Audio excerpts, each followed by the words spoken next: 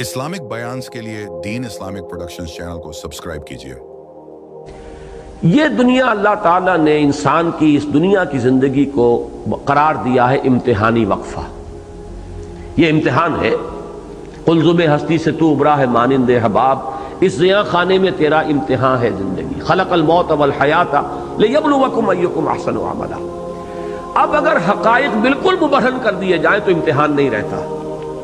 امتحان تو تبھی رہتا ہے کہ جب کہ کچھ پردے پڑے ہوئے ہوں۔ اگر پردے ہیں تو امتحان ہے، جب پردے آخرت میں اٹھ جائیں گے اب امتحان کا ہے۔ اب تو ابو جہل جو ہے وہ سب سے بڑا مومن بن جائے گا، جیسے کہ فرعون جب غرق ہو رہا تھا تو اس نے کہا تھا کہ میں ایمان لایا موسیٰ اور ہارون کے رب پر۔ یہ تو جب تک پردہ پڑا رہے تبھی تک جو ہے امتحان ہے۔ تو اللہ تعالیٰ اپنی کتابوں میں بھی، اب یہ ذرا بات آپ کو عجیب سی لگے گی لیکن اس پر غور کیجئے، ایسی گنجائشیں چھوڑتا ہے اپنی وحی میں بھی کہ اگر کسی کے اندر کجی ہے، زیغ ہے، وہ گمراہی ہی کا طالب ہے تو اسے بھی کہیں پر اپنی اس بات کے لیے کوئی سہارا مل جائے۔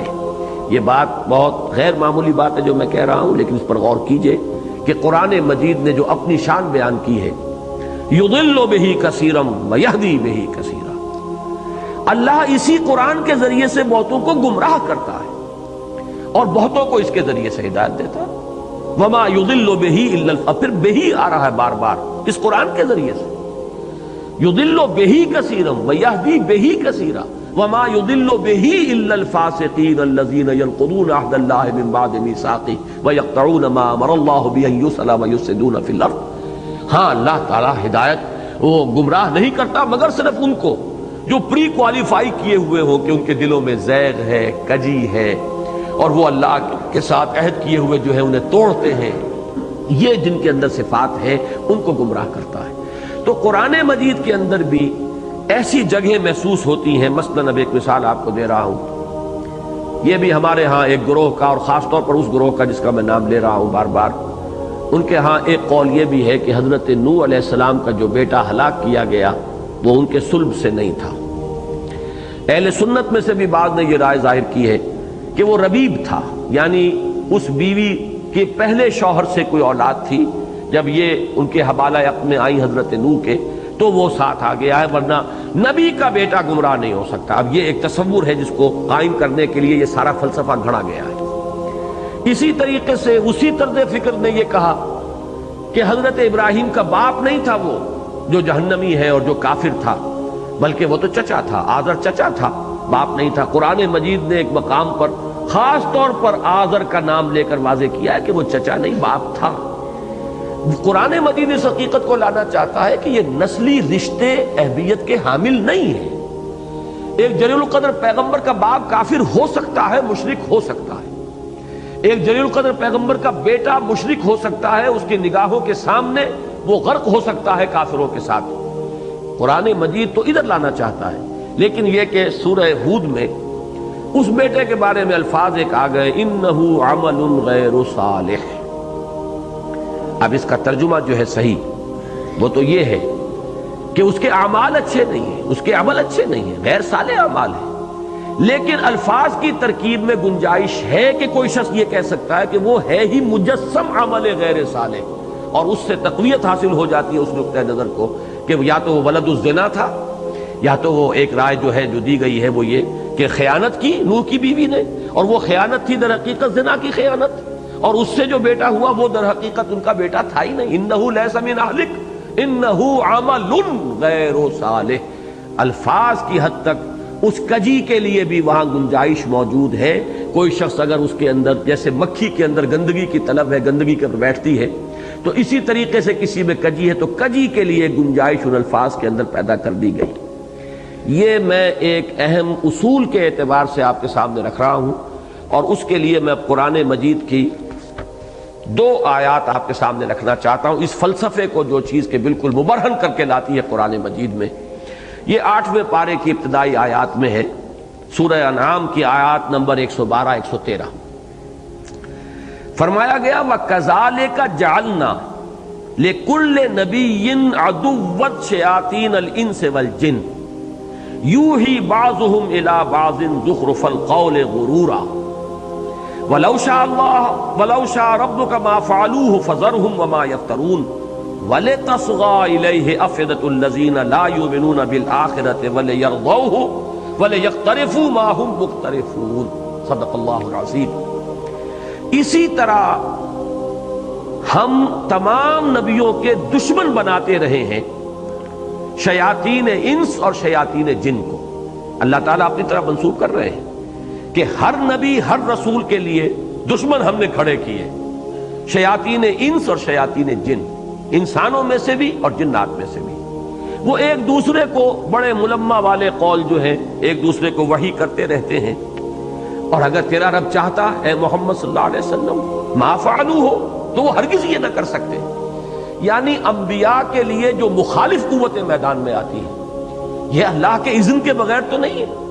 ابو جہل یہ مخالفت نہیں کر سکتا تھا، ابو لہب یہ مخالفت نہیں کر سکتا تھا، ولید ابن مغیرہ یہ مخالفت نہیں کر سکتا تھا، اسی طریقے سے پتھراؤ نہیں ہو سکتا تھا طائف میں۔ یہ سب کچھ ہے اذن رب کے بغیر نہیں ہو رہا۔ وَلَوْ شَاءَ اللَّهُ وَلَا شَاءَ رَبُّكَ مَا فَعَلُوهُ، اگر تیرا رب چاہتا، اس کی قدرت ہے، وہ ان سب کو روک دیتا، لیکن یہ حکمت ہے اللہ کی، اس لیے کہ جب تک وہ مقابلے میں قوت موجود نہ ہو وہ امتحانی فضا پیدا نہیں ہوتی۔ کیسے معلوم ہوگا کہ کس میں حق کی طلب ہے اور کس میں نہیں ہے، کس میں صبر کا مادہ ہے اور کس میں نہیں ہے، کس میں استقامت ہے اور کس میں نہیں ہے، کس کی فطرت جو ہے وہ کس درجے کج ہو چکی ہے اور کس کی فطرت جو ہے وہ کتنی اپنی اصل صلاحیت کے اوپر برقرار ہے۔ یہ ساری شفٹنگ، یہ ساری چھانٹی جو کرنی ہے، یہ چھانٹی جو ہے اس کے لیے لازم ہے کہ ایک امتحانی فضا برقرار رہے۔ اور امتحان کیسے ہوگا؟ اگر خیر ہی خیر ہو اور شر اس کو مقابلہ کرنے کے لیے میدان میں موجود نہ ہو۔ تو یہ جو کشمکش خیر و شر ہے یہ خود اللہ تعالیٰ کی اس حکمت تکوینی اور حکمت تخلیق کا ایک جز ہے۔ یہ اس لیے میں اگلی آیت میں آئے گی اصل بات، پہلے اس آیت کو اچھی طرح ذہن نشین کر لیں۔ وَكَذَلِكَ جَعَلْنَا لِكُلِّ نَبِيٍّ عَدُوًّا شَيَاطِينَ الْإِنسِ وَالْجِنِّ يُوحِي بَعْضُهُمْ إِلَى بَعْضٍ زُخْرُفَ الْقَوْلِ غُرُورًا وَلَوْ شَاءَ رَبُّكَ مَا فَعَلُوهُ، اگر تیرا رب چاہتا تو وہ یہ نہ کر پاتے۔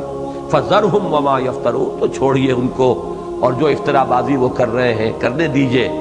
وَلِتَصْغَى إِلَيْهِمْ، اب یہ لفظ صغو وہی آ گیا ہے جو اس سورہ مبارکہ میں آ چکا ہے، ان تتوبا الی اللہ فقد صغت قلوبکما، یہ وہی مادہ ہے، اسی سے یہ لفظ آیا۔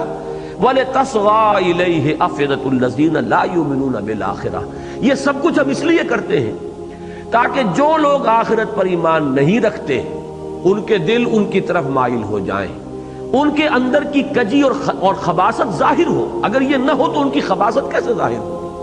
اگر یہ کشمکش خیر و باطل، خیر و شر اور کشمکش حق و باطل نہ ہو تو نہ اہل ایمان میں سے کون کس درجے کا ہے، کس پائے کی استقامت ہے، کتنا اس میں صبر ہے، کتنی مسابرت ہے، نہ اس کا ظہور ہوگا، اور کس کس میں کتنا کتنا خبث جو ہے بھرا ہوا ہے، کس کے اندر کتنی کتنی گندگی ہے، کتنا کتنا بغض ہے، یہ بھی ظاہر نہیں ہوگا۔ تو یہ تو ہم نے اسی لیے چھوٹ دی ہے، کھلی دی ہے، بلکہ ہم خود کھڑا کر دیتے ہیں جنوں اور انسانوں میں سے دشمنی کرنے والوں کو، تاکہ دودھ کا دودھ پانی کا پانی علیحدہ ہو جائے۔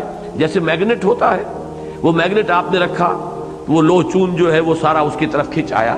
تو یہ ہم نے اس لیے کیا ہے کہ جن کے دلوں میں زیغ ہے، جن کے دلوں میں کجی ہے، جن کے دلوں میں آخرت کا یقین نہیں ہے، وہ ادھر مائل ہوتے چلے جائیں، وہ یکجا ہو جائیں، وہ ادھر سمٹ جائیں، وہ ایک گروہ کی شکل میں نمایاں ہو جائیں۔ وَلِتَصْغَى إِلَيْهِ أَفْئِدَةُ الَّذِينَ لَا يُؤْمِنُونَ بِالْآخِرَةِ وَلِيَرْضَوْهُ وَلِيَقْتَرِفُوا مَا هُمْ مُقْتَرِفُونَ، اور تاکہ وہ اس پر مطمئن ہو جائیں، راضی ہو جائیں، پھر جو کمائی انہیں کرنی ہے کریں، جو خباثتیں انہیں کمانی ہے کمائیں، جو بھی برائیاں انہیں اپنے نامہ اعمال میں درج کرانی ہے کرائیں۔ یہ ہے وہ حکمت تبلیغ، یہ ہے وہ حکمت تخلیق جس کے تحت اللہ تعالیٰ کجی کے لیے بھی کوئی نہ کوئی دنیا کے اندر کوئی اس کے لیے سامان، اس کے داعی، اس کی طرف دعوت دینے والے، اس کی طرف میلان پیدا کرنے والے، اس کی طرف رجحان پیدا کرنے والی قوتیں جو ہیں وہ اس دنیا کے اندر برقرار رکھتا ہے۔ یہ اس کی اس حکمت ابتلاء کا ایک لازمی تقاضا ہے۔ یہی وجہ ہے میں دیکھتا ہوں کہ اس طرح کے معاملات میں اب وہاں جو الفاظ آئے انہ عمل غیر صالح، اس کے اندر ایک امکان پیدا ہوگا جس کے دل میں کجی ہے۔ یہ جو ہمارے ہاں ایک خاص مکتبہ فکر ہے صحابہ کرام ازواج مطہرات کو متہم کرنے کے لیے، اور پھر خاص طور پر یہ کہ والد یا والدہ یا دادا دادی یہ نہیں ہو سکتے کوئی کافر اور مشرک، اس لیے کہ ابو طالب کو تو انہیں ابو الائمہ بنانا ہے، کیسے مان لیں کہ وہ مومن نہیں ہوئے؟ وہ تو ابو الائمہ ہیں، اماموں کے باپ، اماموں کے جد امجد، لہذا انہیں یہ سارا جو ہے فلسفہ گھڑنا پڑا ہے اپنے اعتقادات کے لیے، ان کے ثبوت کے لیے، اور اس کے لیے انہوں نے ان مختلف مقامات کے اوپر جو بھی لفظی گنجائشیں